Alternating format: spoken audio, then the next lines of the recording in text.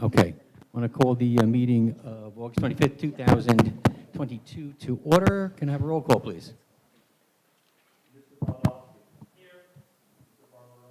Present. Present.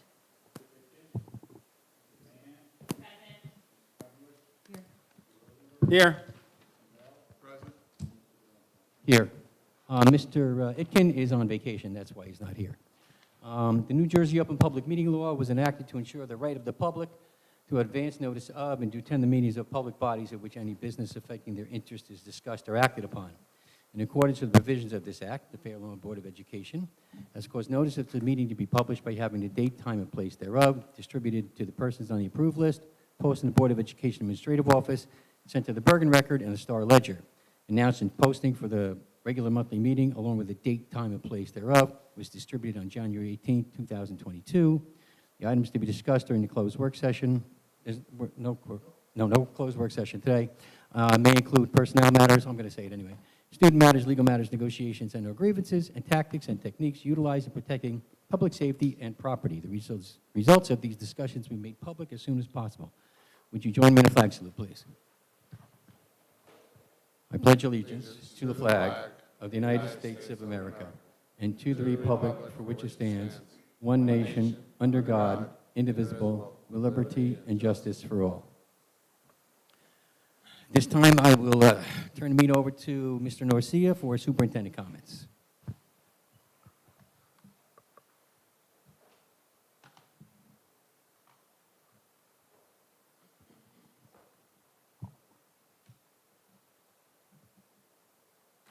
Thank you, Mr. Banta. Everybody hear me okay? All two people? Okay. First, I just wanted to thank everybody for being here as we are about to kick off another school year, the start of the 22-23 school year. Schools are open. Schools are ready. Our schools are getting all the finishing touches on it. We are updating several projects throughout the district. So you'll see things like the high school cafeteria being renovated, the Milton's roof, as well as various other projects throughout the district. But we will be ready. We will be open. Our teachers, our staff are coming back next Thursday and Friday for opening day professional development, and then our students will be back the Tuesday after Labor Day for opening day. What's really nice about this school year, all the families, the community, our staff will receive our updated COVID protocols, or as I like to refer to them, the lack of COVID protocols for the first time in several years. Everything, for the most part, will be going away.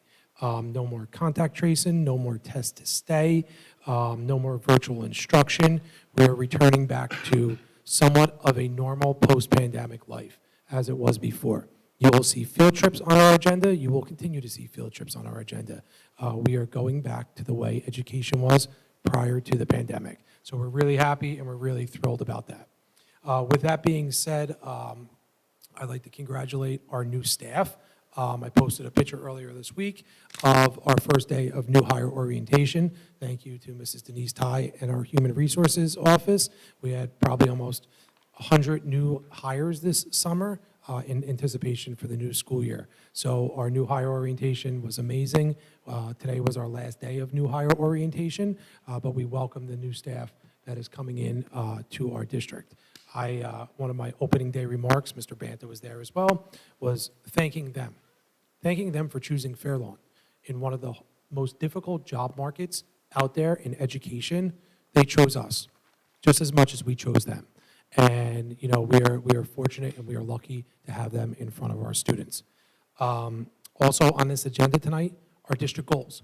Our district goals are on here. These were decided on Monday night through survey results through the community, the Board of Education, the parents, the students, and the staff. And there are three district goals on this agenda. One of them for career and technical education. The second is addressing the academic gaps. And then the third one is student and staff wellness as well. Those are my remarks for tonight, and I will turn it over to you, Mr. Banta. Thank you, Mr. Norcia. At this time, ask for public comments on the agenda items only. You step up, state your name, sign in, and you can have comments or questions on the agenda items. You're going to read the procedures? Oh, yeah. Well, There's nobody on Google Doc, and there is nobody on Zoom. Right. Step up, ask your questions. Mr. Norcia will write down the questions, and once all the questions have been asked by all the public members of the audience, Mr. Norcia will respond to them. So, anyone? Okay, seeing none. Members of the board, questions, comments? Rita? Okay. Can you hear me? Hi, can you hear me? Yes, Yeah, before you, okay. Mrs. Failovich, for 1 second, can I just remind everybody tonight, please speak into the microphone? She did, I could hear her, that was great. But if everybody could speak into the microphone, I know it's a weird concept at times, and when it's back here, but if you could pull it close to you, because when people are watching at home, we could all hear you in here, but it's difficult for the video to pick up. So if you could just be a little conscious of that, that would be great. Thank you, Mrs. Failovich. My first question is, how will the changes to the curriculum be disseminated to the staff? That's 6H.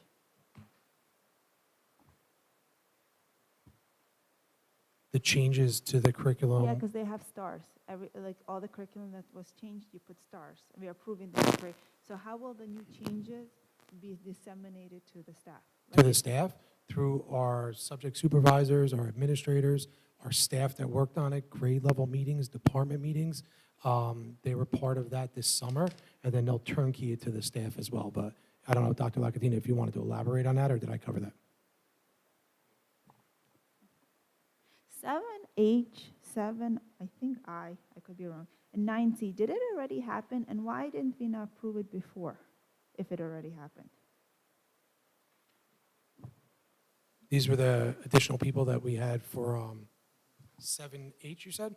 7H, 7L or I don't know, 9C. I don't remember what These were the hours that we had to adjust. Okay, I'm sorry. We had to adjust the hours because I apparently miscalculated. So Okay. I added wrong and shortchanged each of those people by an hour and a half or 2 hours. I received the bills, and one of the bills I was a little questioning. The cutting edge apparel, do they cut our grass or they just fix our equipment? Cutter edge apparel? It was a $6,000, and the bill didn't really explain what it was. I would have to get back to you on that. I'm not familiar. I'm familiar with the vendor, but I would have to look at the specifics on the bill. Gotcha. My next question is 10H, Linkit. On the email that my questions were asked, like when I emailed in the beginning, it says all students use Linkit. So science, history, languages, they still use Linkit? Would you, Rita, address your question, Superintendent? I was just looking. Okay. I'm sorry. I was addressing it to Mr. Sorry. Garcia. I'm sorry. I want to look at him now. Do you want me to? So, yeah, all of our students for I can look at you now. all of our students for English and math, they take it for those 2 subjects, and then we have other teachers that we're sort of in the process of turning some of our current paper-based tests across various subjects onto Linkit so that it's an online assessment platform. So there are some science teachers, there may be some social studies teachers, but all of our students have the opportunity to use it, at least in literacy and math, for assessments. But one of the bigger pieces of information that it provides us is it's a data warehouse. So that's where we can put all kinds of test scores and assessments and information that helps us to do various data analyses for student performance. So my question is, why is the district adding more tests to students? Is it a regular test or is it additional tests? And my question is, why is the district adding more tests to students if they're having, like last meeting, they said that they were testing anxiety on some students. So why are we adding more tests than regular? That's what I'm So we have removed some testing in the district, and we are using Linkit benchmark assessments, which are new. They are 45-minute assessments, and it gives us a beginning, middle, and end of year so we can track student progress, see where individual students are in need of extra support or enrichment, and so that's why we use it. It's a very good formative measure, and it's an excellent piece of data that's standardized and valid and reliable, and it helps us understand how students are making progress towards the New Jersey Student Learning Standards, which is what we are supposed to make sure our students know by the end of each year. And these questions are made by the teachers or by a company? By the It's company? called Link It. So they make the test. They create those benchmark assessments, but what I was talking about before is converting paper-based tests into online assessments. Those are not new assessments, it's just a different mode of giving the test. Okay, so I want to talk about the board goals. One thing I kind of wish was provided to the board last year was provided, the comments that people provided on the side. Like you could, at the end of the survey, you can write a comment saying what you wish would be added or not. Why wasn't it provided to the board this year? I'm I looking in don't the right direction. recall the comments being provided to the board last year, but Provided. I could always, if that's something that the board wants, we could discuss at another time, and I'll let you know. Another thing is, last board meeting on the 22nd, Mr. Narcia stated that these are the goals that the community picked. But unfortunately, REACH was not a goal that was mentioned at all. So people couldn't even vote on it if it was never mentioned. So I think that's a problem because last year when we got the comments, REACH was one of the things that I saw several times. Maybe not every single time, but several times. So I know that you had asked that question as a board at the last meeting.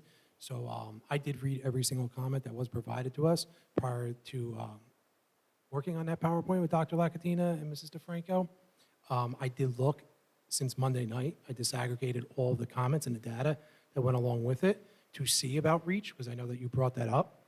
And 935 people had the option to write in a goal or a comment. 23 wrote either gifted and talented or REACH, which make up 2% of that 935. So as much as I know that a couple people here had asked about REACH, I don't think that hardly brought it to the level of saying this should be the 4-district goal that we have right now, because 20 people wrote the word REACH in there. So I could let you know that I went through every single comment, dumped it into an Excel spreadsheet, and disaggregated it, and either the word REACH or gifted and talented, that was all that there was. So I understand what you're coming from, but I also understand that it's a very small percentage of our students are part of REACH. So it's not a huge, like 90% of our students. Maybe 10% of our students are in REACH. I'm not sure what percent, that's why I'm asking you. And therefore, it's something that it's hard for parents. If there's only 10%, even if 10% voted, it's still very little percentage compared to the whole population. Does that kind of make sense? It makes sense. So Mr. Spindell had asked us in the spring if we were looking to REACH and discuss it. We discussed it at our education committee meeting in the spring, and we had promised that we would come back to it in the fall. We purposely didn't want to do it in the summer because we knew that a lot of people were traveling and it was important. So to honor that request, we'll be coming back to it in the fall at the education committee meeting. We do have information that we looked into over the summer and looking at our REACH program. So we plan on presenting that at our education committee in the fall so that we can still, look at our programs. Listen, we're always improving on our programs and assessing them. So just because REACH is not a district goal and 20 people wrote it down in their comments, it is something that we are looking at, and we do have a plan that we're excited to present to the education committee in the fall at Mr. Spindell's request. I did not forget about you. Okay, one more thing, actually 2 more things. The overcrowding in elementary school based on the presentation that we got a a month ago. Is that something that the administration going to be working on? Yes. So we had spoke at the demographic study night that one of the next steps that we will be doing is our architect will be working with us to do a room utilization analysis once we are back in school. That'll be on the September agenda for approval, because when meeting with our architect after the demographic presentation, he had recommended that we wait until all the schedules are set, all the students are in the building, and we have our latest October 15th snapshot, and then he will come into the buildings, utilize that data as well as what we have for our schedules, and then he'll give us a report on where we are, probably in like the later end of the fall. And last thing, I looked at the mentor handout that you provided. What is coffee houses? Dr. Lacatina? And why am I not invited to that? There's coffee. Coffee houses are opportunities for new hires as well as their mentors to get together after school to go over some of the professional development standards that they need to focus on. So it's an opportunity for us to meet as a group, and we have 2 staff members that facilitate that throughout the year, along with a Google Classroom that all of our new teachers and their mentors are part of throughout the year. We have conversations that go on in the Google Classroom on key topics, again, that are part of professional learning standards for teachers, and we cover those topics at those meetings. Thank you. One last thing. I can't find the residency. What item is it on? If you maybe just refresh your browser, it'll come up. It was added right as the meeting ended because I wanted to make sure it'd be helpful. It's all the way at the end after finance. Would you like to take a walk around and take a look at it? Show you maybe?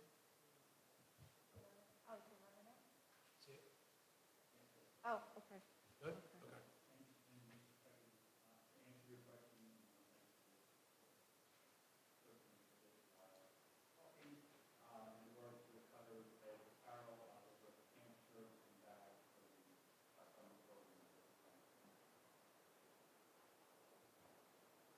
Oh, I guess I was looking at something else. Okay. Thank you. No, no. Thank you. Any other board members? Questions, comments on the agenda? Seeing none. Okay.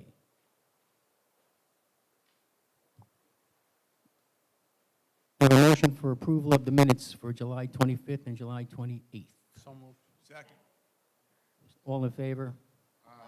Opposed?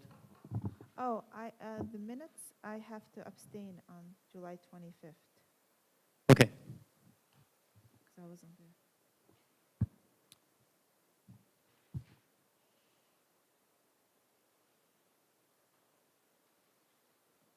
Okay. We don't vote on the fire drills. All right, could I have a motion for 5A through E, please? So moved. Second. Can I have a roll call, please? Yes. Mr. Rosenberg, Yes. Mrs. Mahan? Mr. Baldowski? Yes. Mr. Spindell? Yes. Ms. Fabelevich? No on 5D and everything else, yes. Ms. Quackenbush? Yes. And Mr. Banta? Yes. I have a motion for 6A through H, please. So, second. A roll call, please. Mr. Spindell? Yes. Ms. Quackenbush? Yes. Ms. Fabelevich? I'm going to abstain on 6E and everything else is yes. Mr. Baldowski? Yes. Mr. Rosenberg? Yes. Mrs. Mahan? Mr. Barbarillo? Yes. And Mr. Banta? Yes. May I have a motion for 7A through P, please? So moved. Second. Roll call, please. Mr. Baldowski? Yes. Mrs. Mahan? Mr. Spindell? Yes. Mr. Rosenberg? Yes. Mr. Barbarillo? Yes. Ms. Quackenbush? Yes. Ms. Fabelevich? So I'm going to vote no on 7A18, 7D 25, 7E2, 7E4, and 7P. I guess. So 7A, 18, 7D, 25, 7E2, 7E4, and 7P? Yeah. And yes on all the rest? Yes. And Mr. Banta? Yes. May I have a motion for 8A through F, please? So moved. Second. Have a roll call, please. Ms. Fabelevich? Yes. Ms. Quackenbush? Yes. Mr. Spindell? Yes. Mr. Baldowski? Yes. Mrs. Mahan? Mr. Rosenberg? Yes. Mr. Barbarillo? Yes. Mr. Banta? Yes. A motion for 9A through D, please. So, second. Roll call, please. Mr. Spindell? Yes. Mr. Baldowski? Yes. Mr. Rosenberg? Yes. Mr. Barbarillo? Yes. Ms. Quackenbush? Yes. Ms. Fabilivich? Yes. Mrs. Mahan? And Mr. Banta? Yes. Could I have a motion for 10A through N, please? So moved. Roll call, please. Mr. Barbarillo? Yes. Ms. Quackenbush? Yes. Mr. Baldowski? Yes. Mrs. Mahan? Mr. Spindell? Yes. Ms. Fabilivich? Yes. Mr. Rosenberg? Yes. Mr. Banta? Yes. 11A, can I have a motion for 11A, please?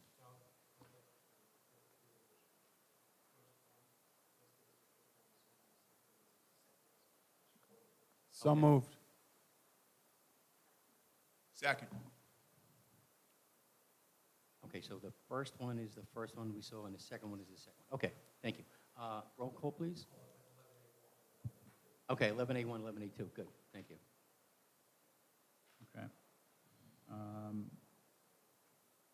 Mrs. Mahan? Mr. Baldowski? Yes. Mr. Spindell? Yes. Mr. Barbarillo? Yes. Ms. Quackenbush? Yes. Ms. Fabilivich? No on the first one, yes on the second one. Oh, yeah, that's right, yeah. Okay. We're just doing the first one right now. Okay. Oh, No, we're doing both. Are we doing both? We're doing both, yeah. Okay. I'm sorry. So Rita was no on the first and yes on the second. And Julie was abstain on the first because she wasn't here, and yes on the second. Okay, Mr. Rosenberg Yes. and Mr. Banta? No on 11A1, yes on 11A2.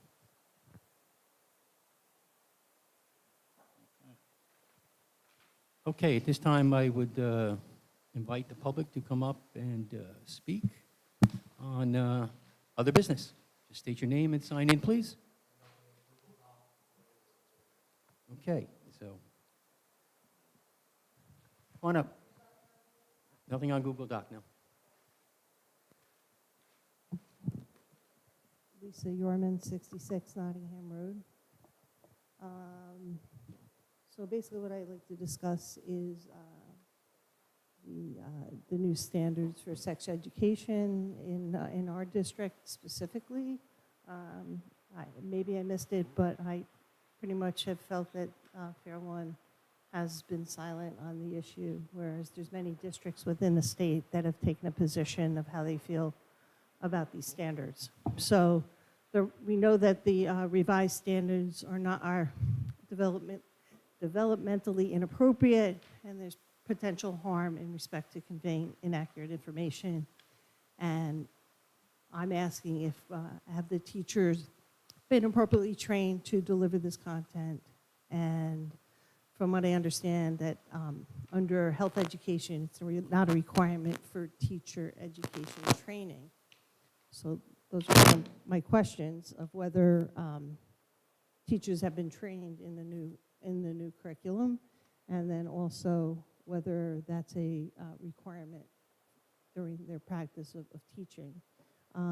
But I think what I'm more concerned about is that many of the districts have put in place a resolution that brings forth the problems with this new sex education curriculum.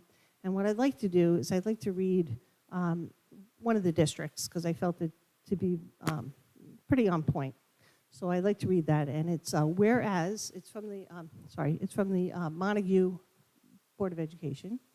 And as I said, there's like 17 other districts that have already taken a stance, and many have voted yes, there's some that have voted no, but I feel it's necessary to bring forth and challenge Fair One to do the same. Whereas the Montague Board of Education has major reservations regarding some of the curriculum set forth by the New Jersey Student Learning Standards covered under the Comprehensive Health and Physical Education 2020 NJSLS-CHPE, which can be found, and I have a link to that, Whereas the Montague School Board refuses to approve curriculum and/or instructional materials that would result in subject matters to include but not limited to oral sex, anal sex, masturbation, and gender identity being discussed with children at all grade levels. Whereas some of the curriculum set forth by the NJSLS is extremely inappropriate and was adopted without consideration of parental rights in these sensitive subject matters that would directly affect children, child's education and private lives. Whereas it is undisputed that generally speaking, the State Department of Education does not mandate curriculum. Whereas it is also undisputed that the authority to approve instructional materials is vested in the local Board of Education. Whereas the Montague School Board intends to exercise its authority to approve She can finish. instructional materials, thank you, that are current, medically accurate, developmentally and age appropriate, and developed and selected through meaningful and ongoing consultation with the school community, including parents. Therefore, be it resolved that the Montague Board of Education of this shall not adopt any curriculum set forth by the New Jersey Student Learning Standards covered under the new Comprehensive Health and Physical Education 2020 NJ SLS CHPE that is not developmentally and age appropriate, or that it would result in subject matters to include but not limited to oral sex, anal sex, masturbation, and gender identity being discussed with children at all grade levels. So I just challenge Fair Lawn to take a stance and to either use the same resolution or other resolutions by other towns that have done it, and at least let the public know how the Board of Education will be dealing with sex education curriculum. Thank you. Thank you. I think you have an answer to. Did you have anything you wanted to say? Okay. Mrs. Sherman doesn't have any other questions? Or second comment on it? No? Okay. We're done? Okay. We're done. If you want to close public comments, new business, and then I'll answer it. Public comments, new business is now closed. Okay. Can I respond? Yeah, I'll take a copy. Is that the resolution? Yeah, I'd love to Bring it up to the board secretaries. Actually, Lisa, board secretary. So, Give him a copy for everybody, but give it to him. give him the whole pile. Got it. So, well, one, we've been implementing the Great Body Shop for at least a year now in Fair Lawn Public Schools for our health ed curriculum here. So we're actually ahead of the game, which is great because it allowed us a lot of time to navigate those murky waters while a lot of districts are playing catch up right now. And no knock to them. It's just, it's difficult. But we were ahead of the game. Thank you to our administration, our teachers, and our staff, and our board. One of the nice things about the Great Body Shop is that we actually send pamphlets home with our children every time we're going over a new activity. So whatever we're going over, the parents are aware of it because it goes home in their backpack. So there's no surprises. I agree with you, a lot of these conversations, and I spoke about this a couple of months ago at a meeting as well. It came up. And I agree, a lot of these conversations should be for the parents at home to be having with their children, and maybe not for us in school. However, this is part of our job, is to address these standards, and that's what they are, standards. What we are doing here, though, is our teachers have been working very closely with our administration and with our parents to roll this out. One of the things that we have done is we brought our teachers together, and they worked on a document that you could see on our website called Topics Addressed in the Great Body Shop, and How Does Fair Lawn Address Sensitive Topics in the Health Curriculum. And what we did was, because we want to be very upfront with our families so that they know exactly what is being taught in Fair Lawn schools and be very transparent about it, is that you can look at the standard, and then you can look exactly what the example is on how we will teach it. So to your point, so that you are not uncomfortable with something that we are teaching, and that families have the ability to opt out at any time and receive an alternative assignment. Because that's the parent's right, and I respect that by all means. So unfortunately, a lot of things are being convoluted by the news and what districts are doing, but that's not what's happening here in Fair Lawn. We are being 100% transparent.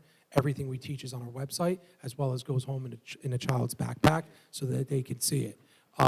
This is something that we believe in. So We have not been silent. If it seems like we've been silent, it's because we've been implementing this for a year now already.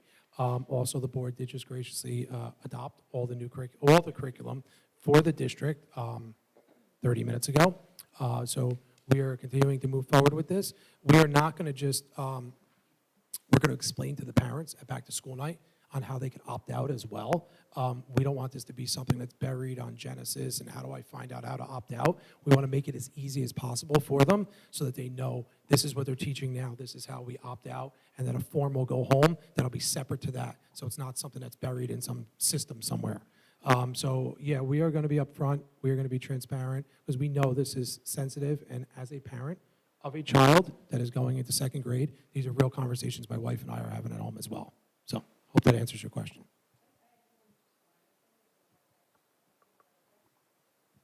Public comments over.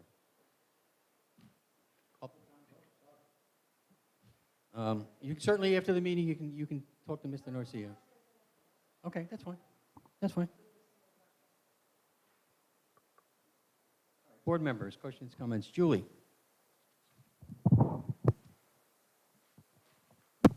I just want to be clear that I will never agree to this.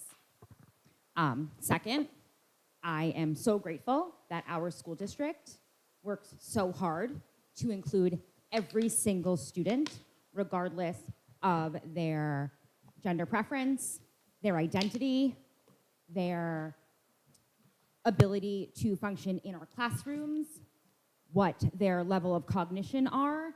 We are an inclusive community, we're an inclusive school, and that's what I continue to hope for both my children and all of the students in this district.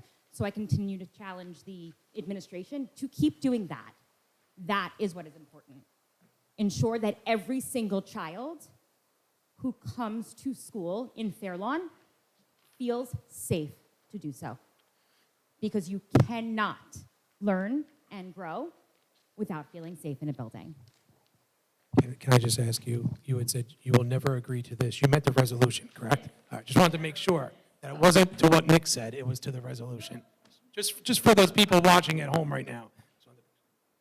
I believe in including every single child. Thank you. Thank you, Julie. Other board members? Comments, questions, other business? Rita? Okay, so one thing is, you said that you'll discuss REACH in next month. Would you be, to me, a curriculum is important to have in a school, because if you go to building, if everybody follows a certain curriculum, it's the same thing pretty much everybody's teaching. It could be a little different thing, but the concepts are the same. So I'm kind of, as a teacher, I'm kind of concerned that REACH has no curriculum at all. So parents are not sure, like, what are they learning in REACH? What are they doing? Besides what they bring home, and sometimes my daughter talks to me and I have no idea what she's doing, like in her daycare. So can we be considered to have a REACH curriculum? So we keep throwing around two words, reach and curriculum, gifted and talented and curriculum. There isn't a curriculum when it comes to a gifted and talented program. It's about differentiating, meeting the children where they're at. So to go and just purchase a curriculum for the gifted and talented program, that's exactly what it is, a program. It's meeting the child's needs where they are, differentiating down, up, scaffolding down. So I think we're throwing these words around, and forgive me for saying this, and it's not accurate the way that we're using them. I think what we should do is allow the process to happen and see what we have to present the Education Committee in September, and then we'll go from there. But I don't think just saying we need a REACH curriculum, it's not accurate in that we keep saying it meeting after meeting. And I haven't said anything, but I feel at this point I need to say it because it's not, it's not accurate. Can we have an education of a whole committee, not just, so since it's such an important I'll let you know. topic? We may at some point, but it may go back to the small education committee meeting, and then based off of what comes out of there, it very well may be an education of the whole to see what comes out of that because of it. So out of respect for the small education committee meeting, they had asked us to do some homework assignments and do some research, and we want to bring it back to them first. Okay. Another thing I saw in another district, and I thought that was kind of clever and cool. They have a list of books that are approved and which subject uses the books. would it be, does the district actually have that, and can it be given to the board members? Because the last board meeting, I didn't even know that 5th grade, 6th grade, 7th graders didn't have a textbook for social studies, and we just implemented it. Would it be possible to have a list of books, and for which grades, and when was it adapted? So parents would also know that their child has this book and it has to be following something. Let me look into it. This is the first I'm hearing of it, so I'd like to look into Can it. do you want me to send you what I saw in another? No. Yeah, you can send it to me. Yeah, So- so you yeah, can you can have send an it. It's idea. fine. What I'm No problem. actually thinking on. Okay, so last year in March, we budgeted the $50,000 to be for elementary enrichment. What are we doing with that? As explained at the last meeting, that when we talked about this, we looked into a couple of different programs. The programs that we've looked at so far were very costly for the parents. So before we go and bring in an enrichment program for parents for after school, those programs are really costly. So we're going to regroup when the school year starts, talk to our teachers, see where our interest is, see if there's potential for it. So just because we budgeted the money, I'm still behind it, but I'm also not willing to just throw a program together that's going to be very costly or something that we don't believe in. So we are still looking at programs, and I'll give the board an update in the fall. One question, you're saying you want to buy a program. Can we use our teachers to create a program since, If our teachers are willing. okay. That's And- why it's important for the school year to start and then come back, and then we could start those conversations again. Not against it. Okay. It's just the No, last I couple of think years- teachers are great to make, like, They are. they can make something amazing. They are, but just please understand this, and I respect this. The last couple of years, everybody was really tired with COVID and the pandemic, and people were stressed, and it was a horrible time in our lives and in education, and, people were just exhausted. So we're looking forward to, as I started this meeting, coming out of this pandemic, hopefully we have some energy, and we could see what happens in the fall, but I'll be happy to report back out on that. And I know I've been talking about it, and I'm a broken record regarding JavaScript and Python. I know I'm a broken record. But is there a way you could look into it? Because other districts are using it, and I just don't understand why you're so against it. I'm not. We actually are having these conversations administratively. Dr. Lakatina and I spoke about it. It's not that we're a broken record, it's just that we're that. No, I'm a So I call you're a myself- broken record, that I'm so against it. It's just, when we bring something up every single board meeting in public, this isn't a great place to have a dialogue back and forth. It's what happens behind the scenes that matters. I hear every single one of you when you bring things up to us, and we go back and we discuss it, even your ideas.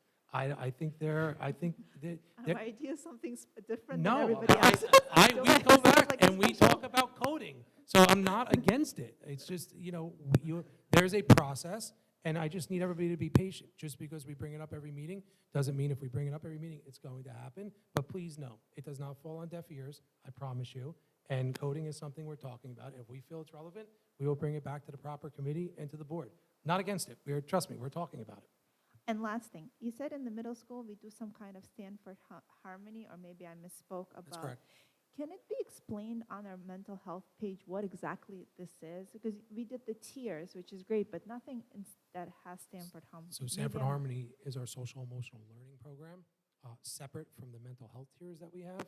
Sanford Harmony goes from kindergarten through 6th grade, and we have now a homegrown SEL program that our staff worked on, as you said before, about our teachers being great. They wrote a program for grades 7 through 12 up at Sanford Harmony's K through 6. So we could send some information out if it's not on our website already about what we're using. Yeah, if it could be please explained a little better. Thank you. I'm done. Thank you, Rita. Any other board members? Joe? I'll make a very quick comment. Just wanted to wish our students and our staff a very happy, successful, and healthy new school year. Having joined the board in the middle of a school year, I got to see all the celebrations at the end of this past school year. So now I'm excited to see the start of a new school year. So wishing everybody a great new year. Just Thank you, Joe. to piggyback on what Joe said, Joe and I were speaking prior to the meeting. I will be setting the board, now that we're going back in person, events that are coming up so that you can attend them, things that you know about. It could be games, it could be musicals, it could be back to school nights, whatever it will be. So you'll be getting a list of events once the school year kicks off again so that you know what you're invited to. Thank you, Nick. Anybody else? I have a motion, what's the next meeting, September? 22nd, September 22nd, okay. Now can I have a motion to adjourn? So moved. Second. All in favor? All opposed? Okay. Thank you very much. We'll see you in September.